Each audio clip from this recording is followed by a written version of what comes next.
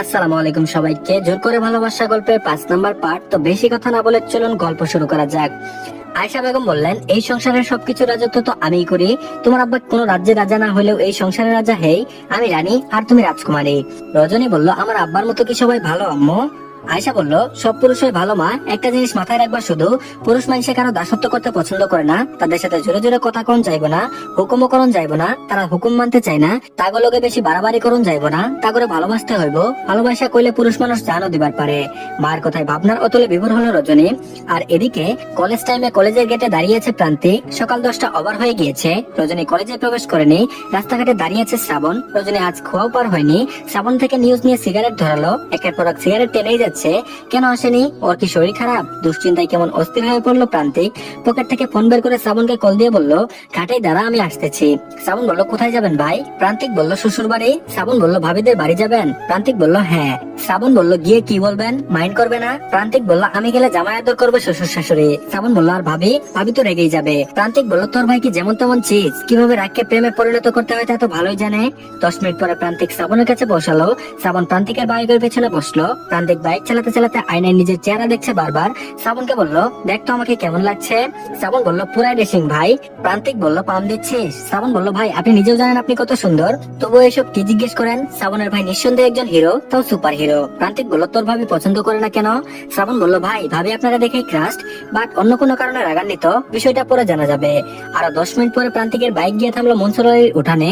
তখন মনসুর আলী বাড়িতেই ছিলেন। ক্ষেত থেকে তাজা সবজি তুলে এনেছেন। আয়েশা বেগম সাথে সবজি মেপে দিচ্ছেন। প্রান্তিককে দেখে মনসুর আলী ভীষণ অবাক হলো, সাথে সাথে উঠে দাঁড়ালো। আয়েশা বেগমের দিকে তাকিয়ে বলল, আরে দেখো দেখো কেডাই আইছে, আজ না আমরা বাজানের কথাই কইছিলাম। আয়েশা বেগম ভীষণ অবাক হলেন, সাথে আনন্দিত হয়ে বললেন, হ কইতেছিলাম তো, গরিবের বাড়িতে হাতির পাড়া, ভাবতেই তো পারতাছি না। প্রান্তিক নমনীয় ভাবে বলল, প্লিজ আপনারা এভাবে বলবেন না, আমাকে লজ্জা দিচ্ছেন কিন্তু। আয়েশা বেগম মেয়েকে ডেকে বললেন, মা রজনী শিগগিরই 2টা চেয়ার নিয়ে আয় মা। রজনী 2টো প্লাস্টিকের চেয়ার নিয়ে ঘর থেকে বের হলো। শ্রাবণ এগিয়ে গিয়ে চেয়ার 2টো ধরে বলল, আসসালামু আলাইকুম ভাবি, সুপ্রভাত, কেমন আছেন? ভাইকে দেখুন আজ পুরো ড্রেসিং লাগছে। রজনী হিংস্র চোখে তাকালো শ্রাবণের দিকে। শ্রাবণ 2টো চেয়ার এনে রাখলো। মনসুর আলী বললেন, বাজান কিছু মনে করো না, তুমি আইসো আমি অনেক খুশি হয়েছি, কিন্তু কেন আইসো বাজান? না মানে তুমি তো এমনি এমনি আসার পোলা না। প্রান্তিক বলল, মনে হচ্ছে জীবনের সব থেকে গুরুত্বপূর্ণ কাজটি করতে এসেছি। মনসুর আলী বলল, কি কাজ বাজান? প্রান্তিক রজনীর দিকে তাকিয়ে বলল, আপনার জমির দলিলটা নিয়ে আসুন, জমিটা আপনারই থাকবে, চিন্তা করবেন না।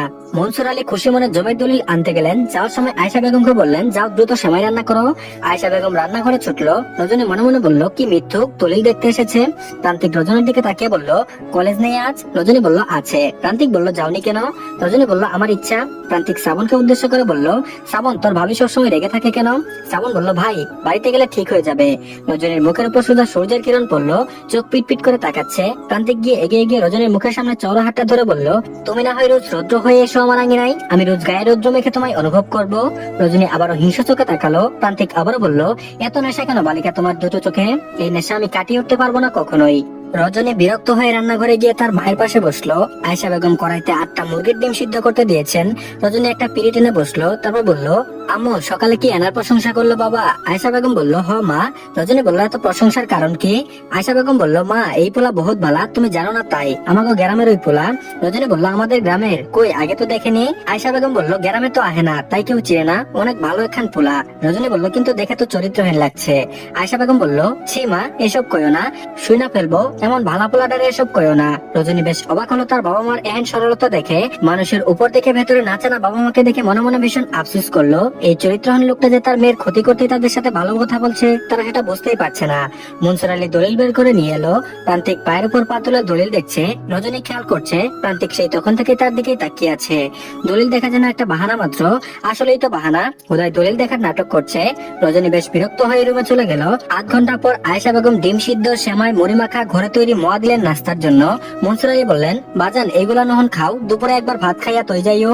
শ্রাবণ আর প্রান্তিক দুজনেই বলল, না না চাচা, আমাদের অনেক কাজ আছে, হঠাৎ মনে হলো আপনার দলিলটা দেখতে হবে, তাই চলে এলাম। মনসুর আলী বললেন, বাজান জমি খান কি পাইবো? প্রান্তিক বলল, এটা আজ থেকে আপনার, কেউ সালিশে ডাকবে না আপনার নিয়ে, এই জমিতে গেলেও কেউ ঝামেলা করবে না।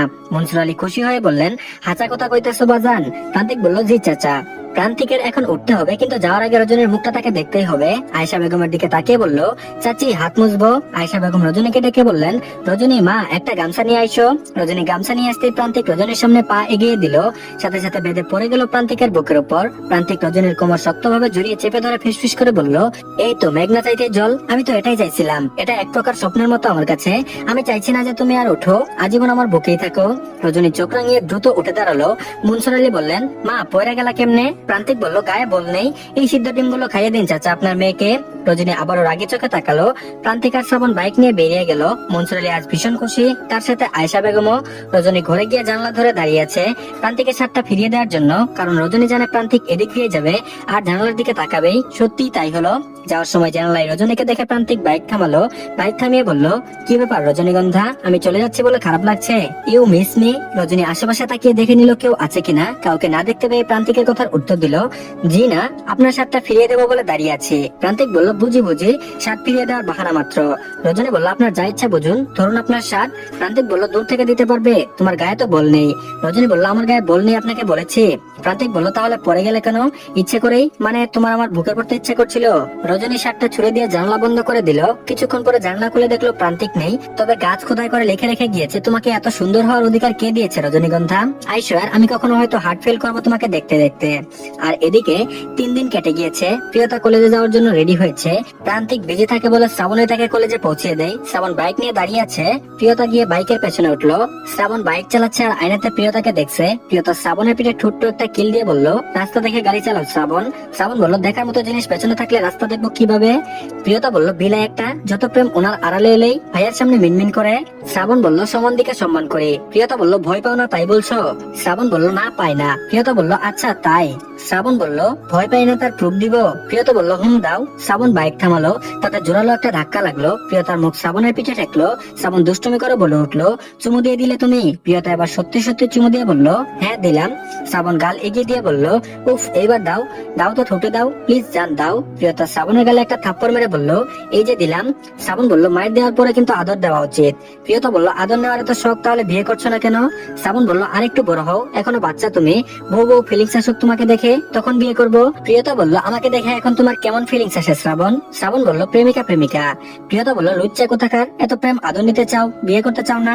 শ্রাবণ বলল, বিয়ে তো করেই ফেলেছে কবে। প্রিয়তা বলল, তোমার মতো ভীতু টাইপ ছেলের ওই মনে মনে বিয়ে করতে হবে বলে প্রিয়তা একটা গাছের নিচে বসলো। এদিকে সাধারণত কেউ আসে না। শ্রাবণ এদিক দিয়ে রোজ প্রিয়তাকে কলেজে দিয়ে আসে। যাওয়ার সময় ওই ফাঁকা জায়গাটাই বসে কিছুক্ষণ একটা বড় কৃষ্ণচূড়া গাছের সাথে হেলান দিয়ে বসে একান্তে কিছু সময় কাটায়। শ্রাবণ বাইকটা দেখে প্রিয়তাকে বলল, একটু উঠে দাঁড়াবে যান? প্রিয়তা উঠে দাঁড়ালো, দাঁড়িয়ে বলল, কি হলো? শ্রাবণ হাঁটু গেড়ে বসে প্রিয়তার সামনে একটা গোলাপ ফুল ধরে বলল, তোমার ভাইয়ের গাছের ফুল চুরি করা যা তা ব্যাপার নয়। তোমার ভাইয়ের বোনকে তোমার ভাইয়ের বাগানের ফুল দিয়ে প্রপোজ করছে। তুমি চাইলে অন্য জায়গা থেকে ফুল আনতে পারতাম, কিন্তু আনিনি, কারণ আমি দুঃসাহসী ছেলে, তাই সাহসী প্রেমিকের মতো কাজ করেছে। আই লাভ ইউ জান, I love you so much. Priyota ফুলটা হাত বাড়িয়ে নিল। তখন শ্রাবণ প্রিয়তার হাতে তালুতে চুমু দিয়ে বলল, এই হাত দুটো এত সুন্দর কেন জান? এই সুন্দর কোমল হাত দুটোর মালিকানা শুধু আমার। প্রিয়তা ফুল নিয়ে বলল, আচ্ছা আমি কি বলবো বলো তো? খুশি হয়েছে আমি প্রচুর, কিন্তু হাসিও পাচ্ছে। ট্রাস্ট মি, জীবনে কেউ এভাবে প্রপোজ করে কখনো? তুমি যে ডায়লগ গুলো বলে প্রপোজ করলে। শ্রাবণ উঠে দাঁড়িয়ে বলল, আমি আনকমন পার্সন জান, বুঝতে হবে। প্রিয়তা খিলখিল করে হাসছে, হেসেই যাচ্ছে। সত্যি কি অদ্ভুত ভাবে শ্রাবণ প্রপোজ করলো। শ্রাবণ মুগ্ধ হয়ে প্রিয়তার হাসি দেখছে। প্রিয়তার এই হাসির জন্য শ্রাবণ জান দিতেও পারে। প্রেমিকার হাসি পৃথিবীর সবকিছুর থেকে বেশি সুন্দর। প্রেমিকার হাসি পুরুষের মানসিক শান্তির কারণ। প্রেমিকার হাসি প্রেমিকের মন ভালো হওয়ার কারণ। শ্রাবণ আর প্রিয়তা কিছুক্ষণ গল্প করে উঠলো। কলেজ গেটে প্রিয়তাকে নামিয়ে দেওয়ার সময় বলল, আচ্ছা শোনো, রজনী নামে কাউকে চেনো? প্রিয়তার চোখ কপালে তুলে বলল, চিনি, কেন? শ্রাবণ বলল, মেয়েটাকে পছন্দ হয় তোমার? প্রিয়তা বলল, কি ব্যাপার বলো তো? শ্রাবণ বলল, ব্যাপার আছে। প্রিয়তা বলল, তুমি ইদানিং প্রায়শ কলেজের আশপাশ দিয়ে ঘুরঘুর করো, কাহিনী কি? শ্রাবণ বলল, কাহিনী আমার বউ এই কলেজে পড়ে। প্রিয়তা বলল, সত্যি কথা বলো, রজনীকে ভালো লেগেছে তোমার? আমার সতীন বানাতে চাইছো? প্রিয়তা বলল, কেন, বানালে তোমার আপত্তি নেই? প্রিয়তা বলল, শ্রাবণের বাচ্চা, আমি তোরে খাইয়া ফেলবো দেখিস, আমার ভাইকে দিয়ে তোর 13টা বাজাবো। শ্রাবণ বলল, এই জন্য মাফিয়াদের বোনকে ভালোবাসতে নেই, জীবনটা হাতের উপর থাকে, নিজের আত্মার মাগফিরাত কামনা করছে জান। কলেজ ক্যাম্পাসে বসে আছে রজনী, গভীর ধ্যানে মগ্ন, তীক্ষ্ণ দৃষ্টিতে ক্যাম্পাসের দুর্বাকাশের দিকে নিবদ্ধ। প্রান্তিককে সে বুঝে উঠতে পারছে না। প্রান্তিক যে খারাপ এটা পরিষ্কার, কিন্তু এত ভালো মানুষ সাজার ভান করছে কেন? রজনী নিজ মনে ভাবছে, প্রান্তিকের উদ্দেশ্য আমাকে বিছানায় নেওয়া, সে চাইলেই তো নিতে পারে। সেদিন দেখা হয়েছিল, সেদিনও নিতে পারতো। তাকে আটকানোর ক্ষমতা তো কারণেই, তাহলে কেন সেটা করছে না? যেখানে যাচ্ছে সে কেন সেখানেই যাচ্ছে? তার চোখের দৃষ্টি তো ললসা নেই, একবারও ললসা দেখেনি। দেখেছে একজন পবিত্র প্রেমিককে, একজন পাগলাটে প্রেমিক। ঠোঁটের হাসিতে যেন একরাশ মুগ্ধতা। নিজের অজান্তেই প্রান্তিককে নিয়ে ভালো কিছু ভেবে ফেললো রজনী। সাথে সাথে নিজের মাথা চাকি দিল, নিজের প্রতি রাগ হলো। ছি, এসব কি ভাবছি আমি? এসব জঘন্য মানুষ তো এমন নিখুঁত অভিনয় করবেই। এরা হলো অভিনেতা, অভিনয়ে দক্ষ। এদের ভালো হওয়ার কারণ নেই, এদের অভিনয়ে ভোলা যাবে না। ঠিক তখন রজনীর পাশে এসে বসলো প্রিয়তা। প্রিয়তার আগে ঘটমট করছে, কিন্তু খেয়াল করলো রজনী তার দিকে তাকাচ্ছে না, গভীর ধ্যানে মগ্ন। রজনীর সামনে হাতে তুড়ি বাজালো প্রিয়তা। রজনী স্বাভাবিক হলো, প্রিয়তাকে বলল, এসেছিস? প্রিয়তা বলল, হুঁ এলাম। রজনী বলল, আজ কার সাথে এসেছিস? প্রিয়তা বলল, ওর সাথে এসেছি। রজনী বলল, তোর ওটা কলেজে গেট অব্দি আসে না কেন? প্রিয়তা বলল, আমি আনি না, খানিকটা দূরে নেমে যাই। রজনী বলল, কেন? প্রিয়তা বলল, আনি না, তাই সে লুচ্চা আমার বান্ধবীর প্রেমে হাবুডুবু খাচ্ছে। রজনী চোখ বড় বড় করে তাকিয়ে বলল, কার প্রেমে? প্রিয়তা বলল, তোর। রজনী বলল, আমার? প্রিয়তা বলল, হ্যাঁ। রজনী বলল, কি আশ্চর্য। প্রিয়তা বলল, আরে হ্যাঁ, আজ আমাকে বলেছে তোমাদের কলেজে রজনী আছে না। রজনী বলল, আমার নাম কেমনে জানে? প্রিয়তা বলল, সেটাই ভাব, আমি তো তোর নাম বলিনি ওর সামনে, ও খুঁজে খুঁজে তোর নাম বের করেছে। রজনী বলল, ধুর, তুই আমার নাম বলেছিস কখনো ভুলে? প্রিয়তা বলল, ওহো বলিনি।